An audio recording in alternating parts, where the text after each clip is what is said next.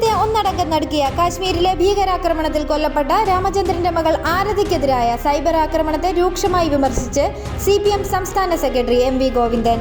ആരതിക്കെതിരായ cyber ആക്രമണം മതനിരപേക്ഷതയ്ക്ക് അപമാനമാണെന്ന് MV Govindan വ്യക്തമാക്കി. പഹൽഗാമിലെ ഭീകരാക്രമണത്തെ ശക്തമായി അപലപിക്കുന്നുവെന്നും അദ്ദേഹം പറഞ്ഞു. തീവ്രവാദി ആക്രമണത്തിന് നേതൃത്വം കൊടുത്തത് രാജ്യത്തിന്റെ ശത്രുക്കളാണ്. കാശ്മീരിൽ എല്ലാവരും ഒറ്റക്കെട്ടായാണ് ഭീകരവാദത്തിനെതിരെ പ്രതിഷേധിക്കുന്നത്. ജമാഅത്തെ ഇസ്ലാമി മാത്രമാണ് ഇതിൽ നിന്നും വിട്ടുനിൽക്കുന്നത്. അവരുമായാണ് കേരളത്തിൽ UDF സഖ്യം. ഭീകരാക്രമണത്തിന്റെ പേരിൽ വർഗീയത പ്രചരിപ്പിക്കാനുള്ള നീക്കം തിരിച്ചറിയണമെന്നും MV ഗോവിന്ദൻ തുറന്നടിച്ചു. അതിനിടെ പാകിസ്ഥാൻ പൗരന്മാർ ഇന്ത്യ വിടണമെന്നുള്ള നിർദ്ദേശം പാകിസ്ഥാനിലേക്ക് വിവാഹം ചെയ്തയച്ച ഇന്ത്യൻ യുവതികൾക്ക് ദുരിതമായിരുന്നു. 48 മണിക്കൂറിനകം ഇന്ത്യ വിട്ടുപോകണമെന്നാണ് ഇന്ത്യൻ സർക്കാർ നിർദ്ദേശിച്ചിട്ടുള്ളത്. ഇതിൽ പലരുടെയും പക്കൽ ഇന്ത്യൻ പാസ്പോർട്ടാണ് ഉള്ളത്. 48 മണിക്കൂറിനുള്ളിൽ രാജ്യം വിടണമെന്നാണ് ഞങ്ങളോട് പറഞ്ഞിരിക്കുന്നത്. അതെങ്ങനെ സാധിക്കുമെന്നറിയില്ല.